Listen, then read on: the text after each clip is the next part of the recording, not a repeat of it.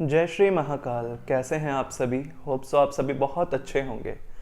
तो आज की जो वीडियो है वह है भगवती काली का चरण भगवान शिव पर क्यों है। आपने अनेक कथाएं सुनी होंगी इससे जुड़ी हुई कि भगवती चलती हुई आई क्रोध में और उन्होंने भगवान शिव के ऊपर अपना चरण रख दिया और उन्हें अपनी गलती का एहसास हुआ और वह अपने सौम्य रूप में दोबारा आई।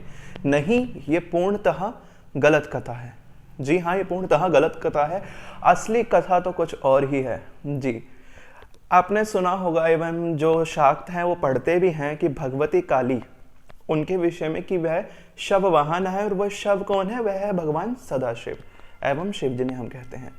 तो ये सब विवरण हमने बड़े स्पष्ट रूप से जाना, परंतु ये नहीं जाना कि ये क्यों है। और एवं प्रमाण सब बताते हैं कि माँ क्रोध में आई और शिव जी के ऊपर चरण रख दिया। ये कोई प्रमाण नहीं है, इसका अभी तक कहीं भी कोई प्रमाण नहीं प्राप्त हुआ है। ये सब एक कहानी के तौर पर ही आप लोगों को दिखाया गया है।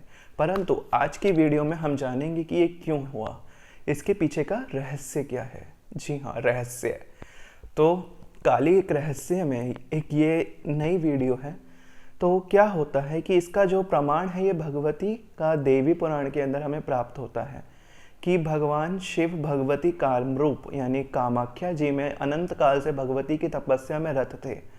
जब भगवती अपनी तपस्या में गई ब्रह्मचारिणी रूप धारण करके और भगवान शिव को उन्होंने प्रसन्न किया, तो उस वक्त क्या हुआ था कि भगवान शिव प्रकट होते हैं, उन्हें वरदान देते हैं कि हाँ कि आप ही मेरी अर्धांगिनी बनेगी। जी हाँ, ये होता है। आपको पता है ये सब कथा दोबारा बताने का कोई औचित्य नहीं है। तो हम मूल कथा पे आते हैं।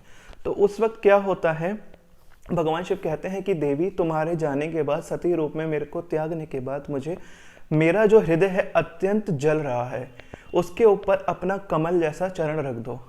जब मैंने तुम्हारी तपस्या करी थी तो उस वक्त तुम्हारा विकराल रूप का मुझे दर्शन हुआ। गले में चंचल मुंडमाला लहराती हुई, खुले केश, चिकने काजल जैसा रंग, लपलपाती जिह्वा, तीनों नेत्र, धधकते हुए तीनों नेत्र, दिगंबर स्वरूप में तुम्हारा दर्शन हुआ। हे देवी, मेरे इस हृदय पर अपने चरण रखकर इसके अंदर जलती हुई जो अग्नि है उसे शांत करो। और इन रियलिटी अगर हम देखें, जब हम शाक्त स्क्रिप्चर देखते हैं तो वहाँ पर हमें ये सब चीज़ें मिलती है कि भगवान शिव शक्ति के अनन्य उपासक है। एवं जो भगवती का कामेश्वरी दर्शन है उसके अंदर भी हम शैव दर्शन से ही भगवती को प्रसन्न करते हैं। खैर वो तो अलग बात हो गई। अब हम यहाँ पर आते हैं तो यहाँ पर ये चीज़ मिलती है कि भगवती से प्रार्थना करने पर भगवान शिव जब प्रार्थना करते हैं, भगवती अपना वही प्रचंड रूप धारण करती है। ब्रह्मचारिणी रूप का त्याग कर वह वो प्रचंड रूप धारण करती है और भगवान शिव का जो हृदय है उसे ठंडक पहुंचाती है। जी, उस पर अपना चरण कमल भगवान शिव ऐसे लेकर अपने हृदय पे विराजमान करते हैं। और नित्य आज भी देखते होंगे कि मूर्तियों में भगवान शिव के नेत्र निरंतर भगवती का जो मुखारविंद है उसका नित्य दर्शन कर रहे हैं। उनके मुख से निकलते हुए जो अमृत है उसका पान कर रहे हैं।